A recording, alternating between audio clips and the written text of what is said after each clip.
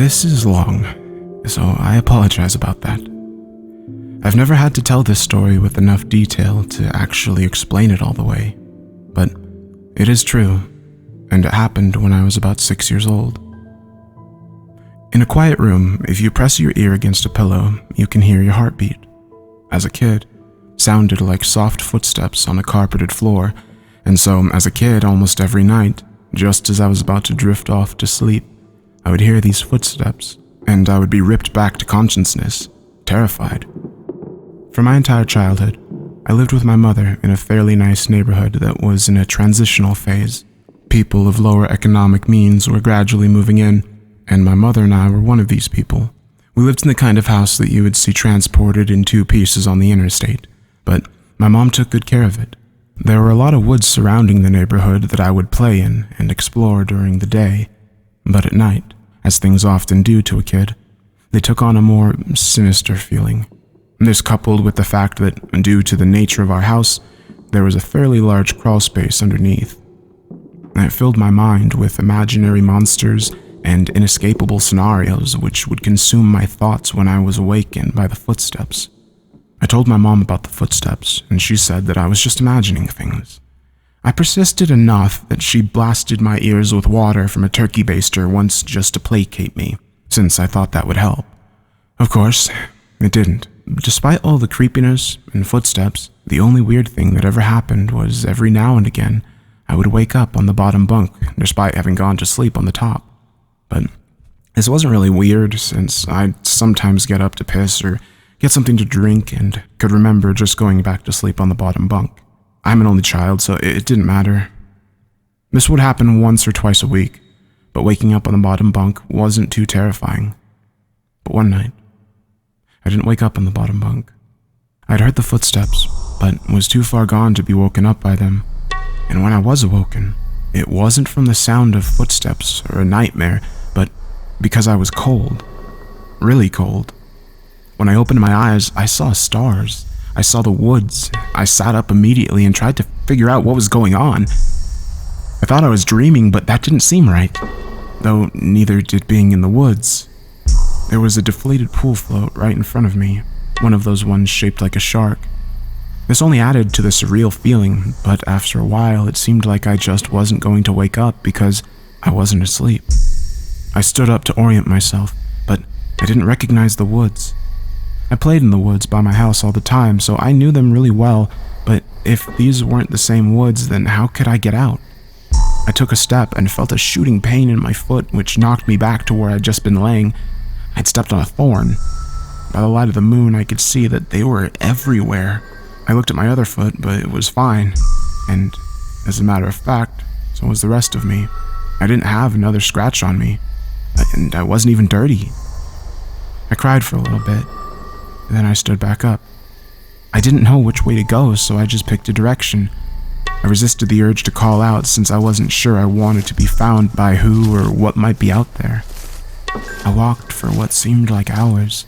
I tried to walk in a straight line and tried to course correct when I had to take detours, but I was a kid and I was afraid. There weren't any howls or screams, and only once did I hear any noise that scared me. It sounded like a crying baby. I think now that it was just a cat, but I panicked. I ran, veering in different directions to avoid big thickets of bushes and collapsed trees. I was paying close attention to where I stepped because by that point, my feet were in pretty bad shape.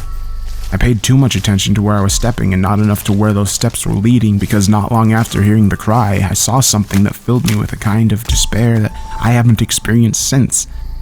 It was the pool float. I was only 10 feet from where I'd woken up.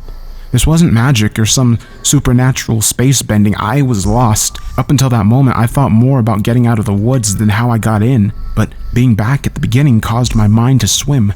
I wasn't even sure that these were my woods. I'd only been hoping that they were. Had I run in a huge circle around the spot, or did I just get turned around and start to make my way back? How was I going to get out? At the time, I thought the North Star was just the brightest star, so I looked and found the brightest one and followed it.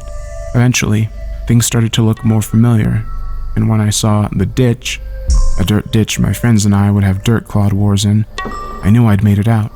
I was walking really slowly because my feet hurt so much, but I was so happy to be close to home that I broke into a light jog. When I actually saw the roof of my house over the neighboring lower set house, I let out a light sob and ran faster. I just wanted to be home. I had already decided that I wouldn't say anything because I had no idea what I would actually say. I would get back in the house somehow, clean up, and get in bed. My heart sank as I rounded the corner and my house came fully into view. Every light in the house was on. I knew my mom was up. I knew I would have to explain or try to explain where I'd been. I couldn't even figure out where to start. My run became a jog, which became a walk. I saw her silhouette through the blinds, and although I was worried about how to explain things to her, that didn't matter to me at that point.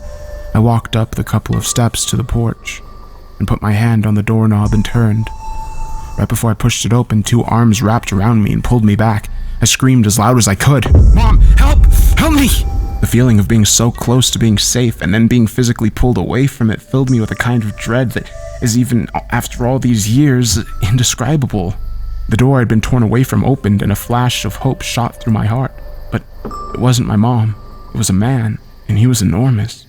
I thrashed around and kicked at the shins of the person holding me while also trying to get away from the person who had just come out of my house. I was scared, but I was furious. "Let me go! Where is she? Where's my mom? What'd you do to her?"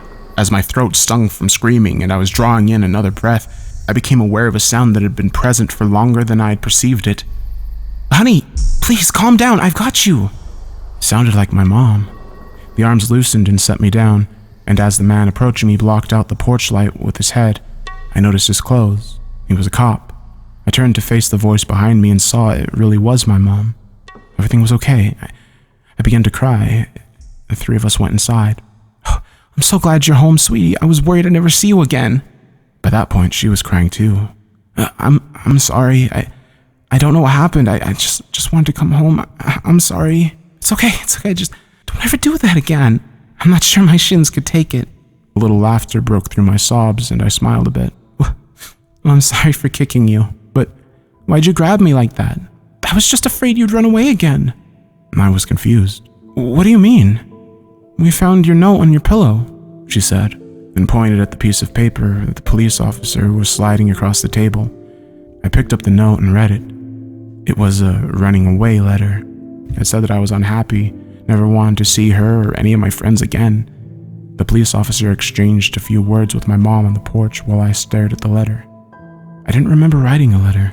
I didn't remember anything about any of this. But even if I sometimes went to the bathroom at night and didn't remember, or even if I could have gone into the woods on my own, even if all of that could have been true, the only thing I knew at this point was, this isn't how you spell my name. I didn't write this letter.